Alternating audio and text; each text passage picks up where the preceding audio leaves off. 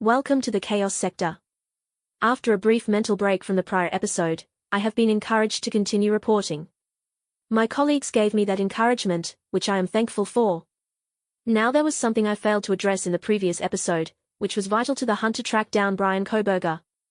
Evidently, the FBI had requested that December 15th traffic stop. Now, I say evidently, because the FBI disputed that claim. So, how did that claim even come about?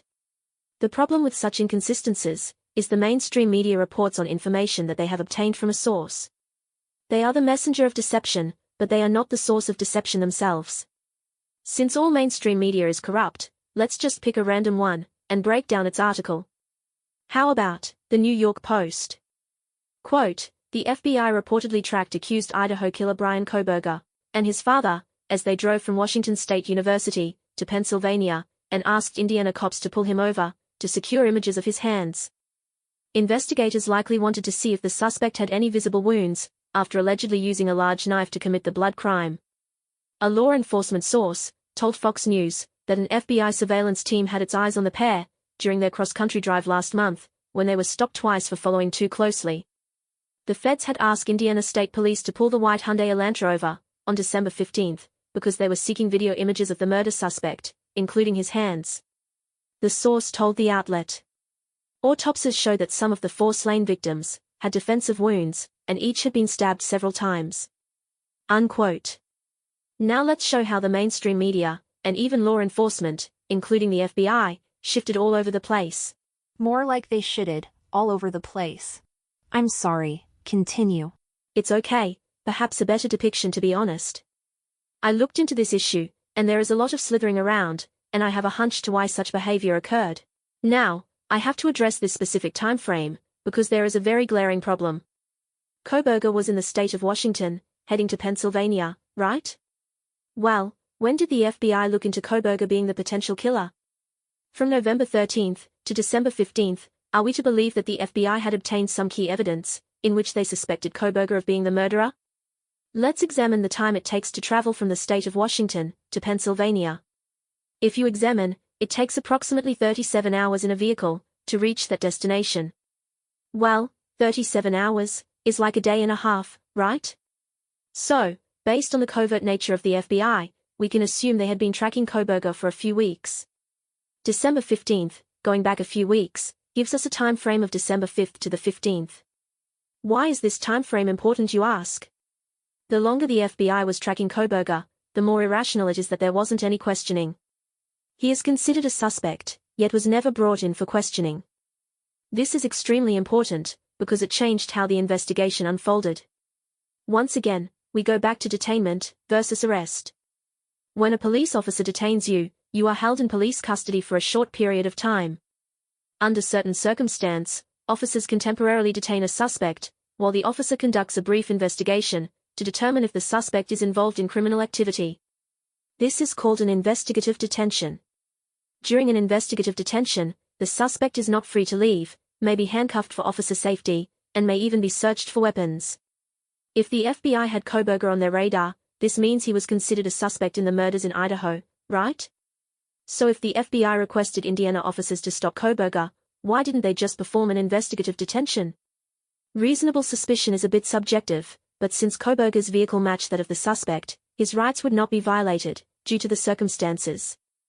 The officers will inform Kohberger of the predicament, detain him for questioning, and they get information, or even, evidence, from Kohberger's account, right? I just keep painting the scenario for you here. The officer asked Kohberger, quote, your vehicle matches the description of a murder suspect in Idaho, have you ever been to Moscow, Idaho? Unquote. Kohberger replies, quote, yes I have, unquote.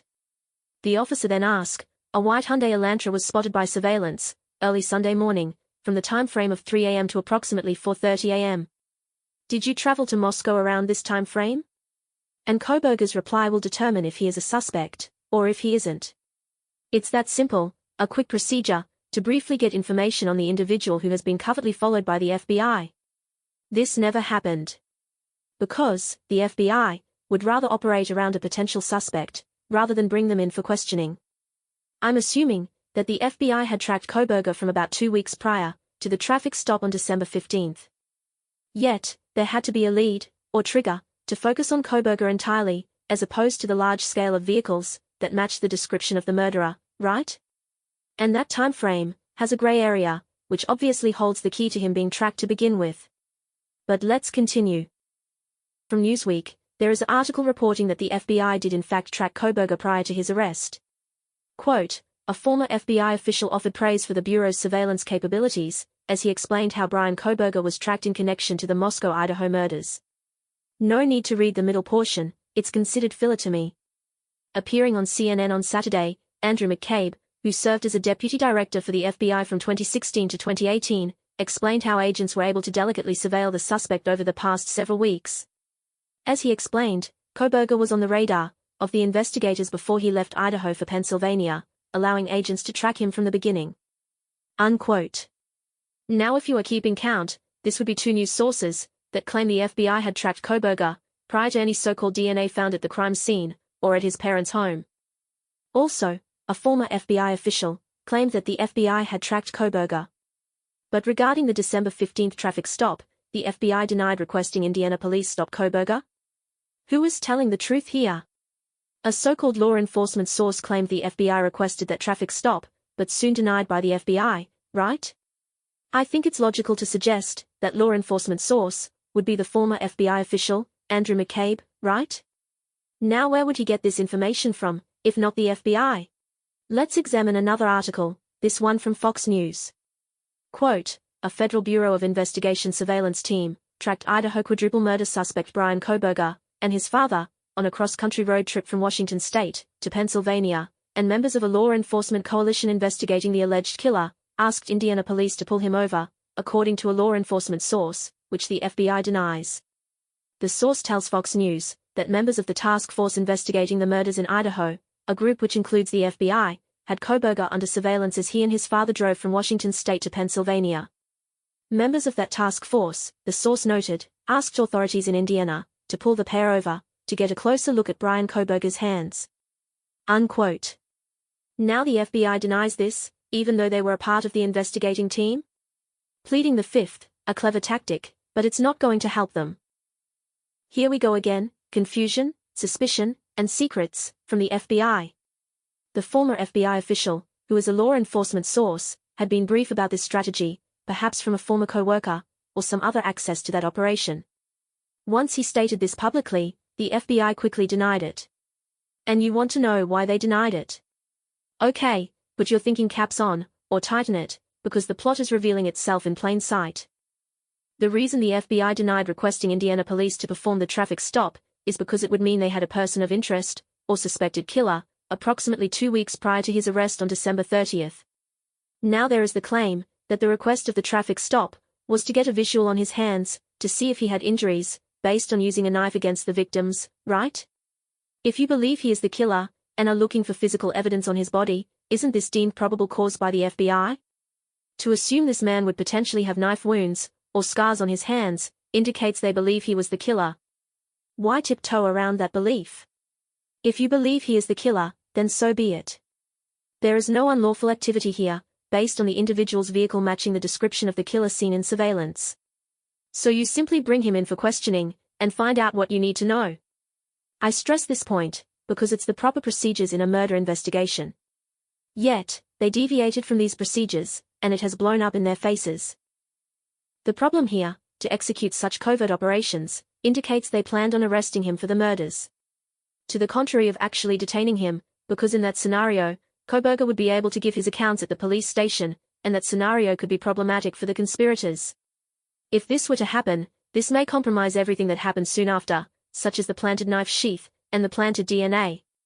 So the FBI denied that they requested that traffic stop, because it would magnify why they didn't bring him in for questioning, if they suspected him of being the killer. Are we on the same page here? I think so. Let me say this again, to clarify the point. If someone is suspected of committing a crime, and the FBI has gotten involved, there is only a matter of time before that person will be brought in for questioning. Koberger was never brought in for questioning, which is not how authorities handle potential suspects.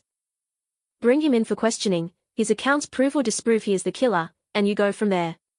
I would even suggest, Koberger could prove that he wasn't in Moscow the night of the murders. And if he were detained and questioned first, he would prove that. Now, let's not lose focus, and that's the FBI's covert operation. Interestingly enough, the Indiana Police Department also denied the claim that they were instructed by the FBI to perform the covert traffic stop. So, both the FBI and the Indiana Police Department are refuting, or essentially, claiming the law enforcement source is lying. There is no need to word it differently, it's a lie, right? Why would the former FBI official, which is the law enforcement source here, why would the former FBI official make that claim, knowing it wasn't true? It is true, that's why he said it. And the FBI didn't want to appear as if they were tracking Kohberger, when there wasn't a primary suspect in the murders early on. Yeah, nice try. But let's be honest here, the claim that Kohberger was stopped due to quote, following too close, is laughable. It's not a coincidence that Kohberger was stopped, a month after the Idaho murders. The traffic stop was performed to do exactly what the FBI advised the Indiana officers to do. Stop Kohberger, use the body cam as a tool to potentially obtain visual evidence of knife wounds, or scars. So the same motive applies with the Indiana Police Department, as the FBI, regarding their denial of that claim. It would mean the authorities, and the FBI, had enough reasonable suspicion to bring Kohberger in, at least to be questioned, if not arrested. And furthermore, where in the world was the Pullman Police Department in all of this? The Washington State University Police had apparently executed a search warrant of Kohberger's apartment, but this would be after the fact. Where were any of these authorities during the so-called tracking phase? If the FBI requested the Indiana Police Department to stop Kohberger, why didn't this happen back in Pullman? You want to know why they never stopped Kohberger?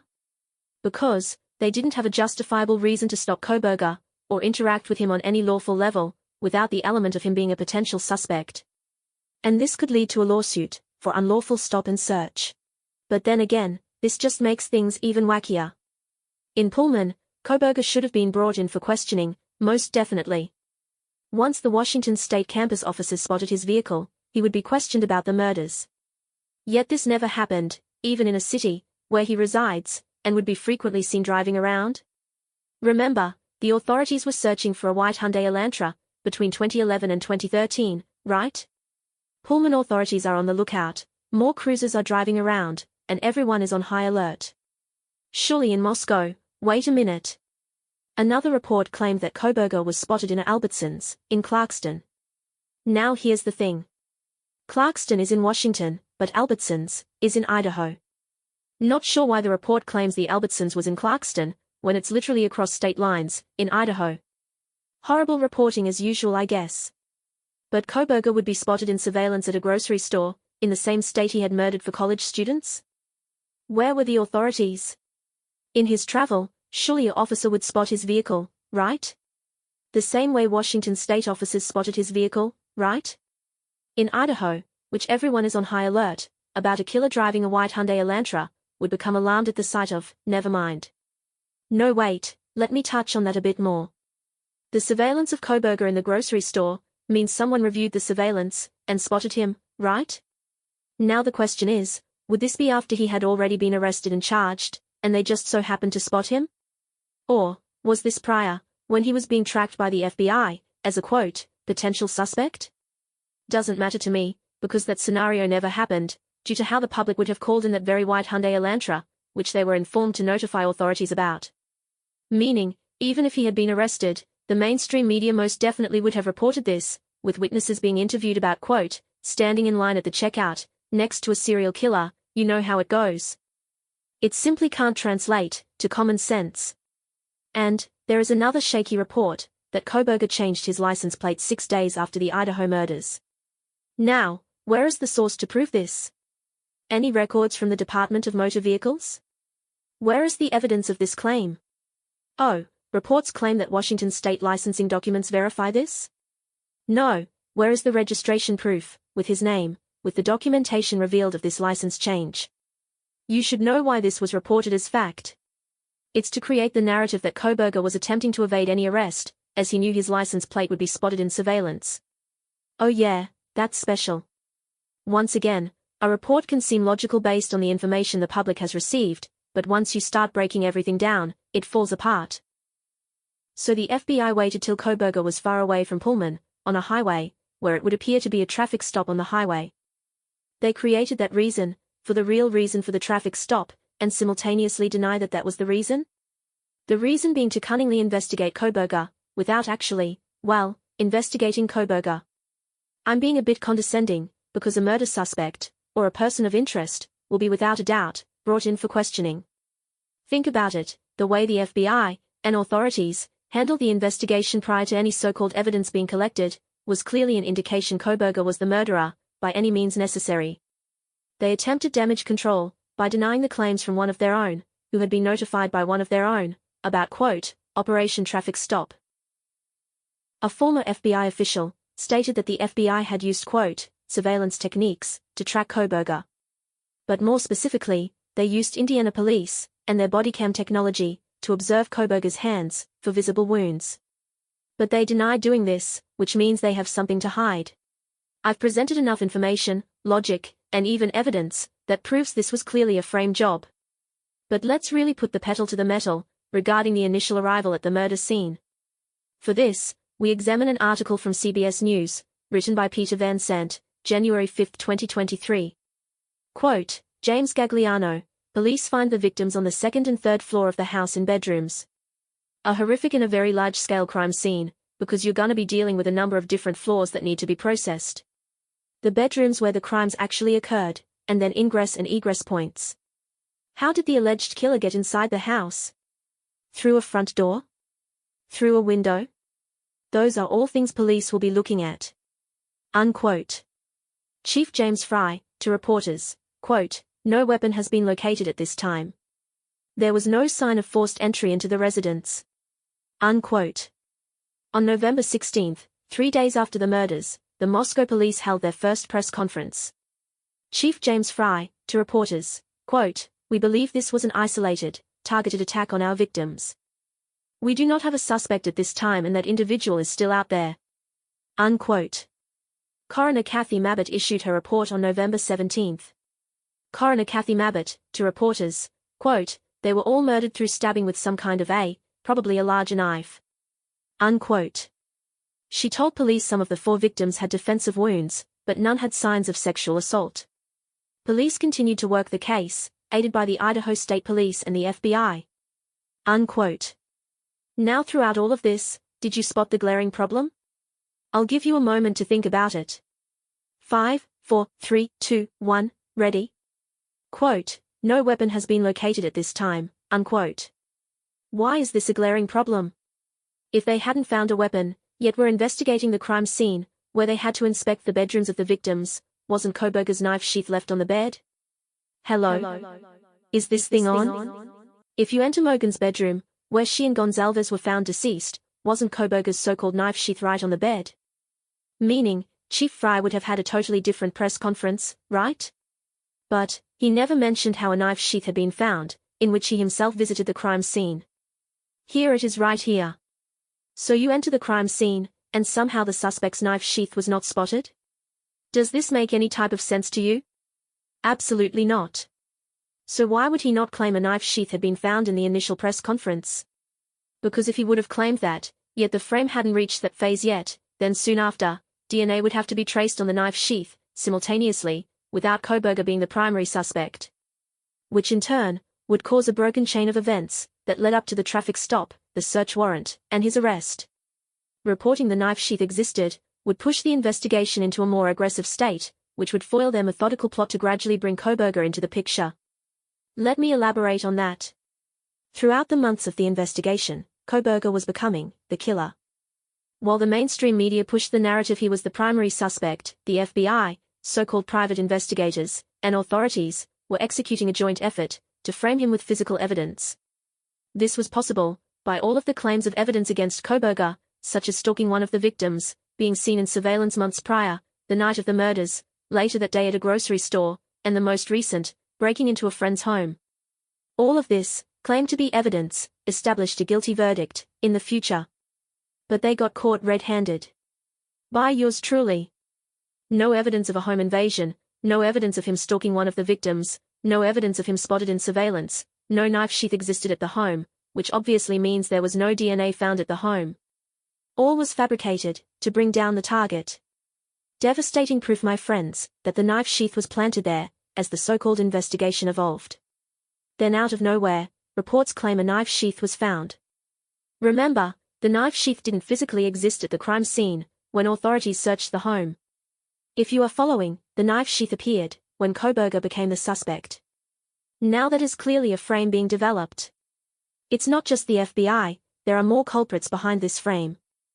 Perhaps WSU officers, or even someone at the university, swayed the focus to Koberger, due to his, quote, creepy disposition.